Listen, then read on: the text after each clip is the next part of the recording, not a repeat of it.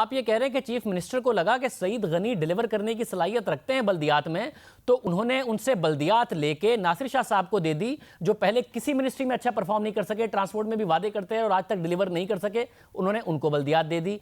फिर chief minister को लगा कि सुहेल अनवर सियाल साहब 11 महीने से बिल्कुल फारिग हैं, पहले किसी वजारत में उन्होंने डिलीवर नहीं किया था, उनको एक वजारत दे दी, वो भी एंटी करप्शन की, हालांकि करप्शन के उन पर इल्जामात हैं। फिर चीफ मिनिस्टर को लगा कि पहले तो तालीम में कोई काम नहीं हुआ, सरदार शाह साहब वजीर थे, तालीम में वो एक डायरेक्शन बनाने की कोशिश कर रहे थे, तो उन्होंने कहा कि ये वजारत मैं अब अपने पास रख लेता हूं लेकर, इसलिए फिर तालीम भी बेहतर हो जाएगी। ये आप कह रहे हैं, ये क्या चीफ मिनिस्टर ने?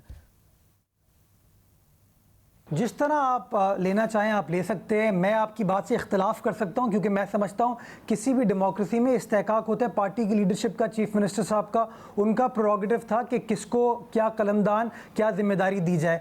जो बात आज आप कर रहे हैं, हम तो माजी में भी ये कह रहे थे कि सईद गनी साहब अच्छा काम कर रहे हैं, पॉजिटिव कर रहे हैं, लेकिन अनफॉर्चुनेटली उस तरीके से शायद लोग उसकी तारीफ उस तरीके से नहीं कर रहे थे। सरदार शाह साहब को इसी पीपल्स पार्टी की लीडरशिप ने वजीर तालीम बनाया था, लेकिन फिर भी टीवी चैनल्स के ऊपर, मीडिया के ऊपर वो नेगेटिव खबरें चलती थी। तो मैं समझता हूं हम लोग उन खबरों पे नहीं चलते, हम परफॉर्मेंस पे चलते। हमने देखा किसने क्या काम किया और ये एक नॉर्मल रीशफल हुआ है, इसमें कोई इतना क्रिटिकल होने की जरूरत नहीं है।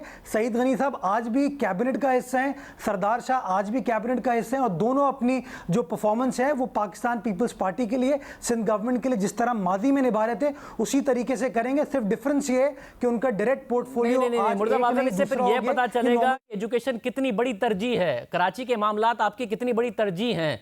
एक इंसान है जो एजुकेशन में अगर कुछ करने की कोशिश कर रहा है, सिंध ने अंडर परफॉर्म किया है, पंजाब और खैबर पख्तूनख्वा बहुत आगे निकल गए थे और अभी डिलीवरी के रिजल्ट आए भी नहीं है। अभी तो ये हो रहा था कि कम से कम सरदार शाह को पता है तरजीहात क्या हैं 10-11 महीने में, तो शायद सिंध के मामलात भी बेहतर होंगे।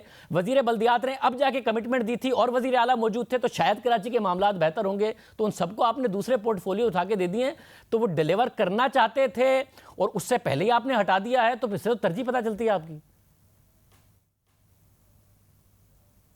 नहीं, ये इस्तेहकाक तो है ना, लेकिन काश शादिब साहब इस तरह का प्रोग्राम आप आज से 3-4 रोज पहले कर लेते और कहते कि सरदार शाह बड़ा अच्छा काम कर रहे हैं, सिंध गवर्नमेंट के एजुकेशन डिपार्टमेंट में बड़ी रिवैम्पिंग हो गई है, बड़ी बेहतरी आ चुकी है। काश जब नेगेटिव प्रोपेगेंडा टीवी पर किया जा रहा था, आलमगीर साहब एक पीटीआई के एमएनए बड़े बड़े इल्जामात लगा रहे थे सईद गनी साहब के ऊपर, हर चीज़ का मलबा सईद गनी के ऊपर डाल रहे थे, काश के इस तरह की पॉजिटिव बातें उस वक्त भी की जाती। मैं समझता हूँ ये फैसले जो हैं वो क़यादत करती है, जिस किसी के पास भी एग्जीक्यूटिव अथॉरिटी वो फैसला करेगा कि वो कौन सा कलमदान किसको देना चाहता है। आलमगीर सूद के एहतजाज की वजह से सईद गनी को हटा दिया और मैंने 4 दिन पहले प्रोग्राम नहीं किया इसलिए सरदार शाह को हटा दिया, वरना बड़े खुश थे इसलिए हटा दिया। बिल्कुल नहीं, बिल्कुल नहीं, मैंने बिल्कुल ये नहीं कहा। मैं तो सिर्फ ये बता रहा हूँ आपको गिला कि काश जो आज आप कसीदे पढ़ रहे हैं तारीफ के, ये माजी में भी इस तरह अगर मीडिया रिपोर्ट करता तो मैं समझता हूँ एक अच्छा मुस्बत इमेज सिंध गवर्नमेंट का जाता। मैं कसीदे तो आज भी नहीं पढ़ रहा, मैं कह रहा हूँ कि सईद गनी साहब ने कमिटमेंट दी थी चीफ मिनिस्टर के साथ मिलकर कि वो डिलीवर करेंगे, उसके बाद उन्हें हटा दिया और एक ऐसे शख्स को लगा दिया नासिर हुसैन शाह साहब जिन्होंने अभी तक किसी वजारत में डिलीवर नहीं किया। सरदार साहब भी डिलीवर करने का इरादा रखते थे, तो जितना उनकी तरफ से इकदामात किए गए उसकी तारीफ हो रही है और आपने कोई मिनिस्ट्री में कंसिस्टेंसी नहीं छोड़ी, आपने उन्हें भी हटा दिया। मैं गुजारिश ये कर रहा हूं कि सईद गनी साहब की परफॉर्मेंस मुतासिर कुन थी, इसीलिए आज भी वो काबीना का हिस्सा हैं। क़यादत ने फैसला किया कि वो ज़्यादा बेहतर तरीके से लेबर के पोर्टफोलियो को, इंफॉर्मेशन के पोर्टफोलियो को देख सकते हैं। मैं तो खुद गुजारिश की कि मेरे पास इंफॉर्मेशन का कलमदान था, मुझसे लेके वो सईद गनी साहब को दे दिया। नो हार्ड फीलिंग, हम सब मिलके पीपल्स पार्टी के विजन को आगे लेके चल रहे हैं ना, तो मैं समझता हूँ इसको पॉजिटिव सेंस में लेना चाहिए। ये फैसला क़यादत का होता है, पार्टी हमारी आप एक अच्छा काम कर रहे थे, ये ले लिया और फिर बकौल आपके कि ये अच्छा काम कर रहे थे दोनों, उसके बावजूद इनसे लेकर नासिर हुसैन शाह साहब को दे दिया। ये बात कैसे समझ में आएगी, कैसे कंसिस्टेंट बात आप कर रहे हैं कि आप खुद भी कह रहे हैं परफॉर्मेंस अच्छी थी और अगर अच्छी कारकर्दगी दिखा रहे थे तो फिर कैसे हटा दिया?